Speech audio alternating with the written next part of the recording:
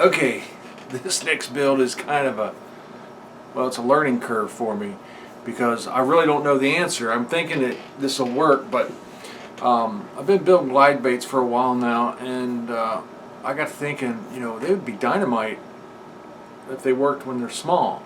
See, a glide bait is, it's designed, it's got some mass to it, so when you're pulling it, it gets going one direction, and the mass carries it, and then back the other. So these glide baits are usually pretty big. I actually haven't seen these small glide baits, so I'm wondering, what would a 4-inch glide bait do? How would it work in the water? And specifically, how would it work for smallmouth? That's what I would try to target with it, which means I'll be fishing some streams, which means there'll be some current. So I've got a couple strikes against me already. 1 small, 2 current. So, but we'll see. Don't know until you try, right?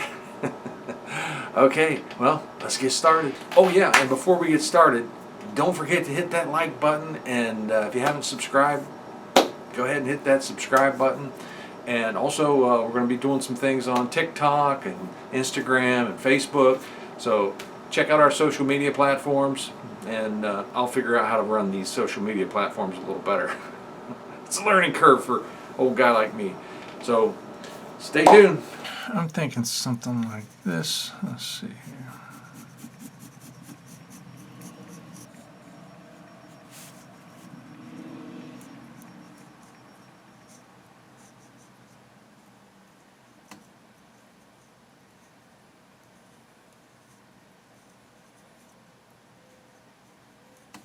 Assume the tail's going to come out about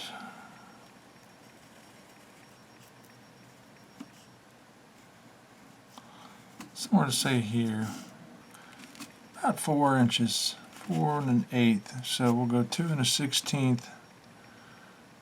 That'll be about the break point.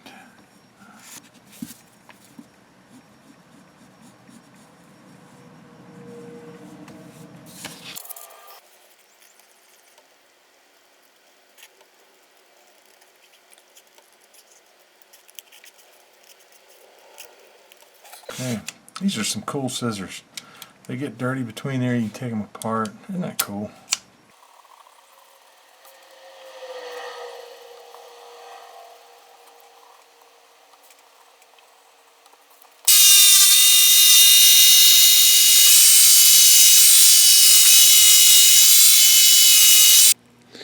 Okay, we got him cut to shape. Gonna do a little sanding.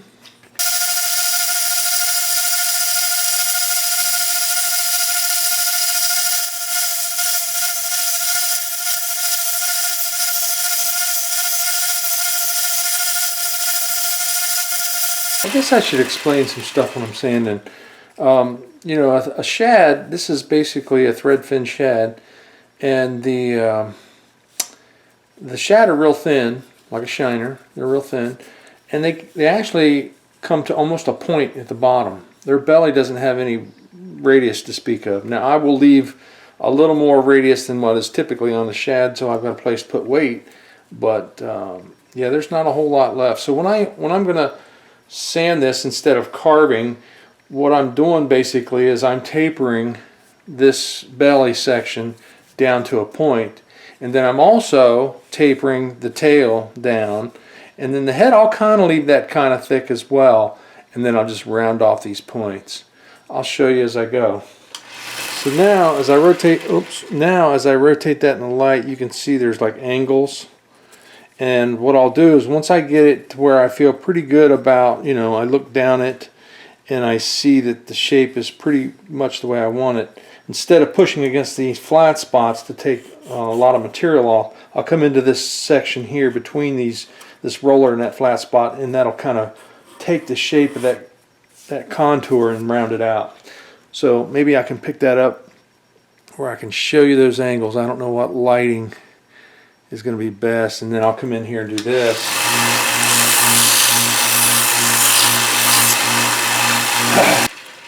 See how that radius is starting to come out nice? Now in order to do the back, what I'll do is the same thing I did. I'll put an angle on it, much sharper angle. This is a very long tapering angle, and then on the back it'll be a very sharp angle, And I say sharp angle, what I mean is it'll be a very short angle, almost like a 45-degree chamfer across there, and then I'll round it. Because, you know, if you were to look at the shape of a fish, if you cut it in half, you would see kind of an elliptical shape. Okay, I'm pretty close. Now I can go in and take some hand sanding and get it to a final overall shape without ever touching it with a knife.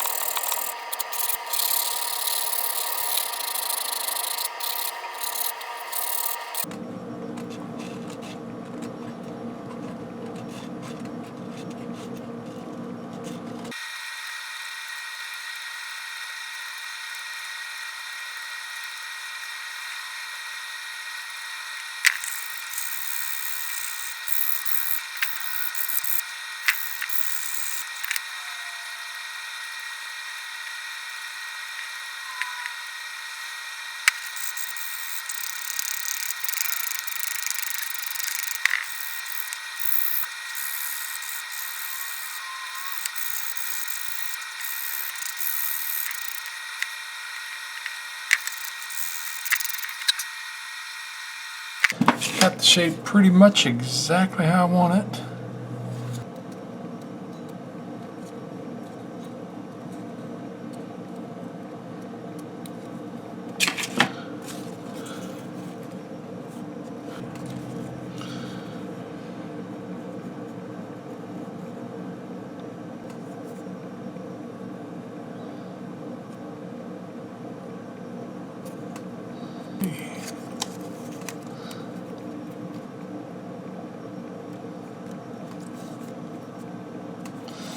Let's put a fresh blade in this one.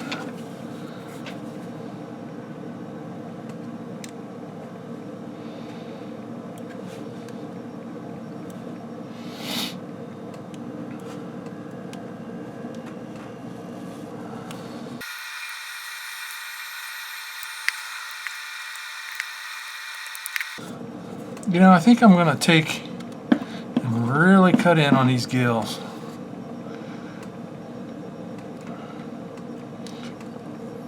That way it'll look like he's breathing hard, flaring his gills, trying to get some oxygen because he's under duress. And plus that'll make it easy to put a little red in there. I want a little red in here.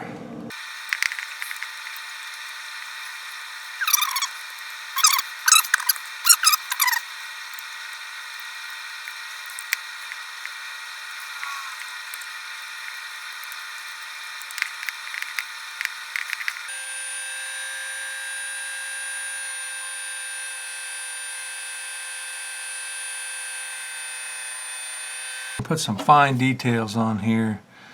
I've already started on it, but I'm going to go ahead and show you what I'm doing. I'm basically pushing a line in, this white stuff, and this is just a file, and I've sharpened the end of it to be like an owl. How do you say that? An owl? An owl. But it's like a little pointed punch. And then right at the gills, sometimes you look and you'll see there's actually like almost like where the plate ends or some tissue, so it almost creates like a line right next to the edge of the gill. I like putting that in, and it usually dies out about halfway up, so it's like that about right there. So it starts right there and just almost to the edge.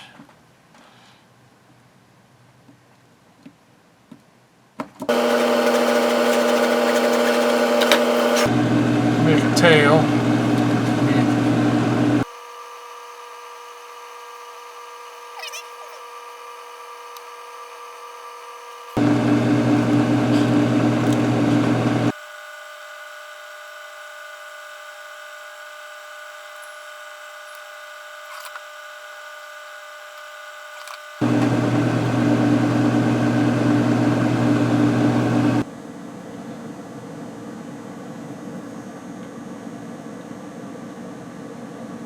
That polycarbonate, you know, it's 32nd of an inch.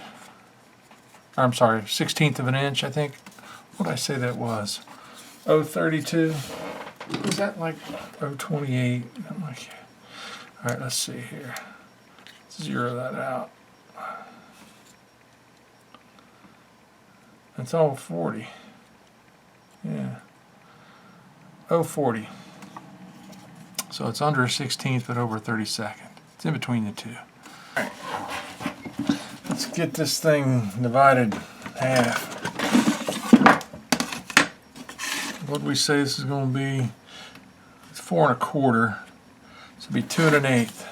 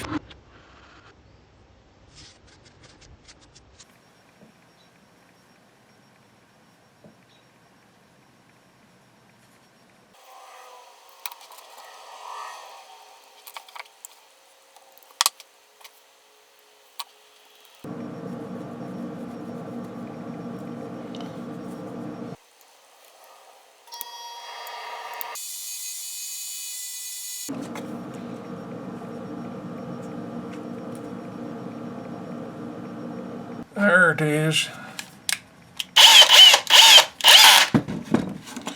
Alright, now here it just takes practice to... My advice is, when you get started, stop and look and see how I'm off a little bit. I need to bend it that way just a little bit. But once you get it through that first hole, right there, you don't want to go any further than that. Then you want to line up. So I'm in the center this way, and it looks like I'm lined up to go through that way.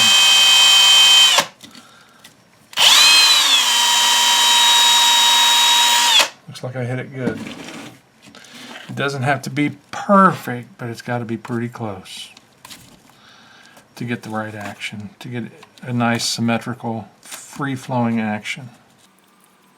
It's nice to have just a little bit of a taper at the edge of those holes, just a tiny little chamfer or radius, just to kind of give a nice free flowing movement.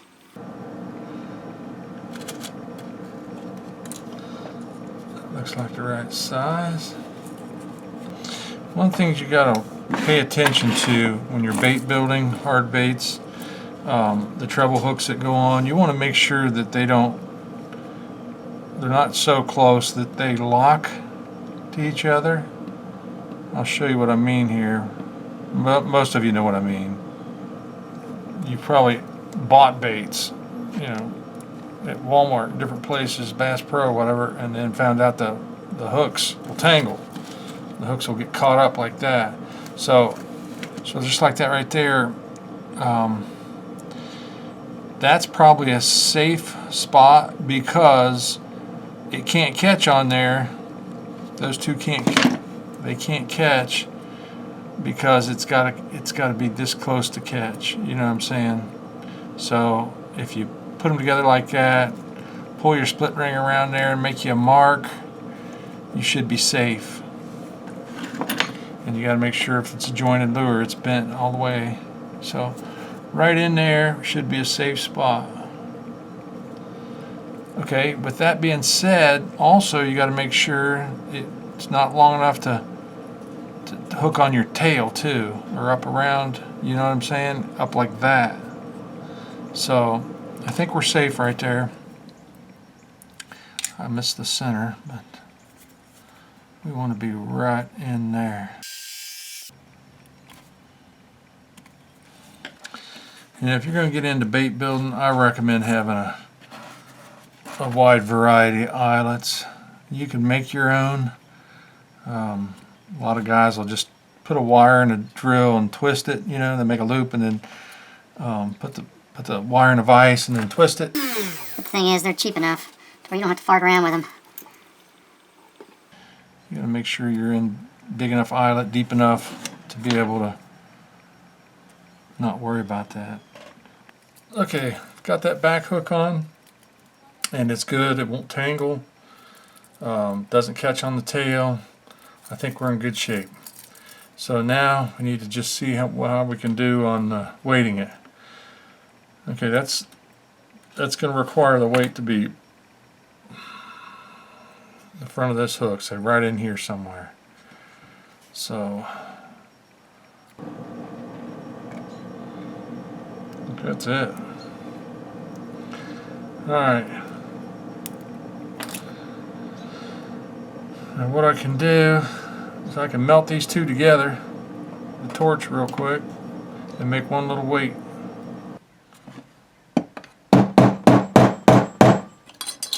I think that'll do it. Okay.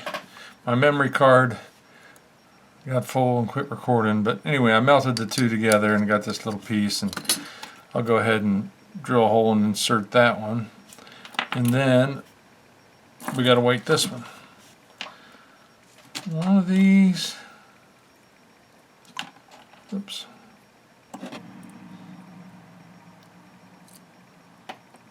I think that's it. Yeah, I believe that's it. It just, yep.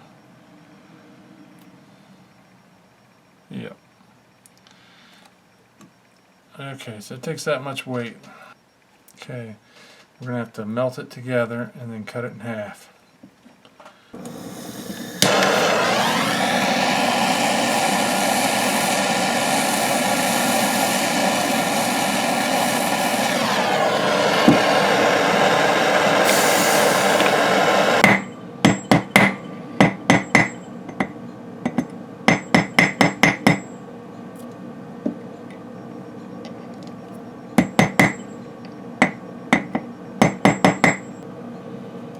Okay.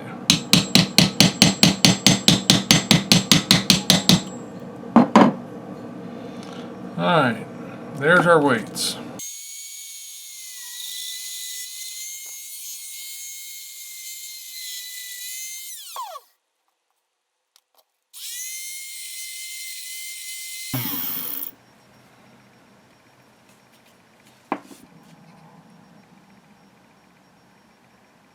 That's it. That is it.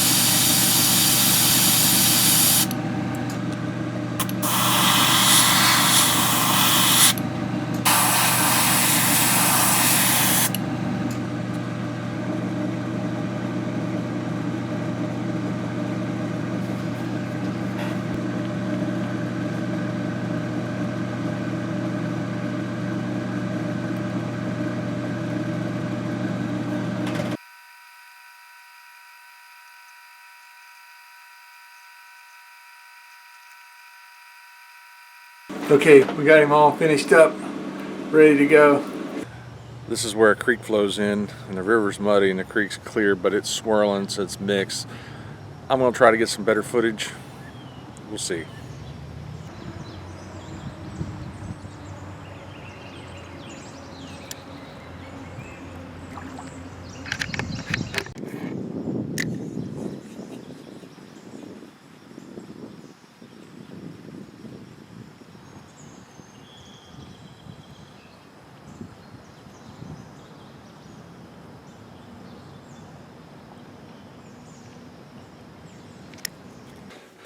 Okay, the footage I gathered for the junior glide bait, it was no good. You couldn't see the lure. I could see it from where I'm standing. It looked great, but the camera didn't pick it up. So I talked Sweetie Face into going down there with me, and she ended up using the GoPro and filmed me working the lure. And this time I painted it white, and the creek had cleared up a little bit too, so it was a little clearer. So you're going to see this action, you're going to see it very clearly. And I think it came out great, so stay tuned. Wait a minute. Okay.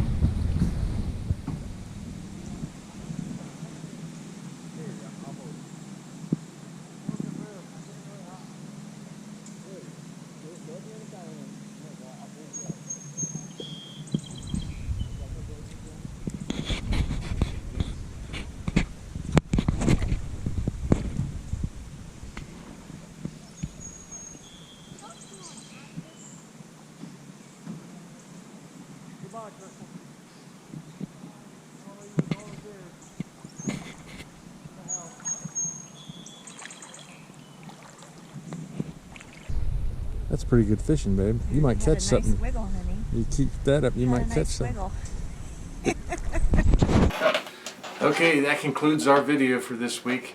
Thanks for watching.